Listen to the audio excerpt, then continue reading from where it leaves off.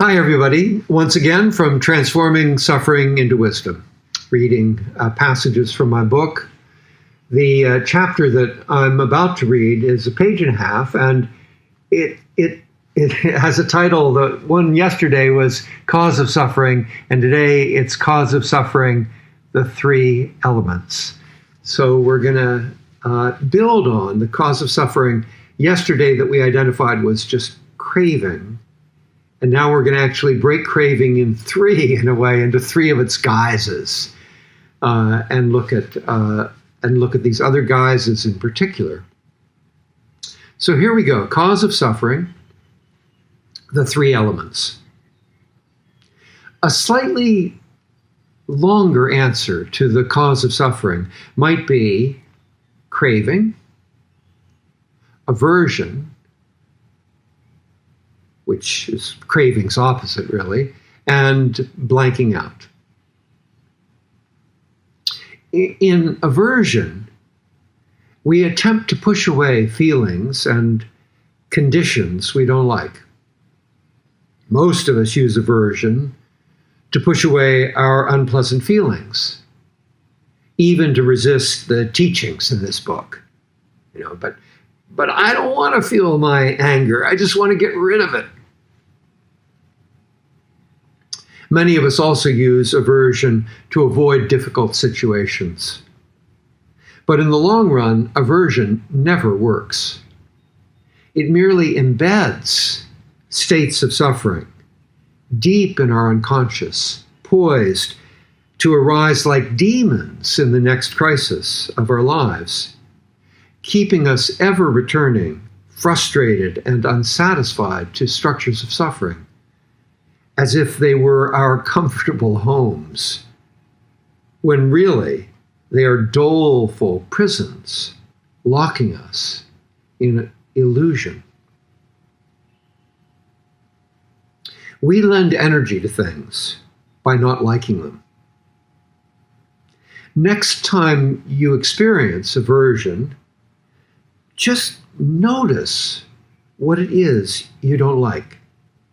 See then if you can break the aversion down into its psychic elements, into thoughts, feelings, and sensations. Then let the thoughts go, let the feelings and sensations be. All of this is not to say that there aren't times when we need to set a firm boundary, to say no, or to act against the current of our community or our family. It is to say, rather, that the freer we are of our own suffering as we act, the clearer and more effective we will be in remedying the situation that troubles us. Blanking out is where we lose consciousness of the present moment, usually through lethargy or attachment to self and our self-stories. The remedy for blanking out is pulling the plug on the self and living in the present moment. So here again, yesterday we looked at craving and how to work with craving as the major cause of suffering. Today we're looking a little bit more at aversion. How do we work with aversion and the problems of aversion, and then blanking out.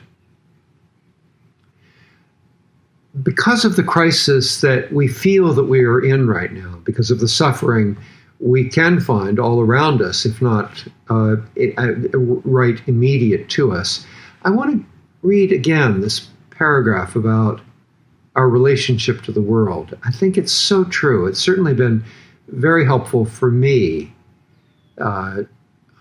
So here's what it says. All of this is not to say that there aren't times when we need to set a firm boundary and to say no, or to act against the current of our community or our family. It is to say, rather, that the freer we are of our own suffering as we act, the clearer and more effective we will be in remedying the situation that troubles us. How easy it is to fall into blame for the coronavirus, for how we've managed it or handled it, for how the world has managed it or handled it, and for our economic circumstances or for the politics of our day. How easy it is to assign blame and then to just hold on to that demon, that external demon that now is causing us all this suffering.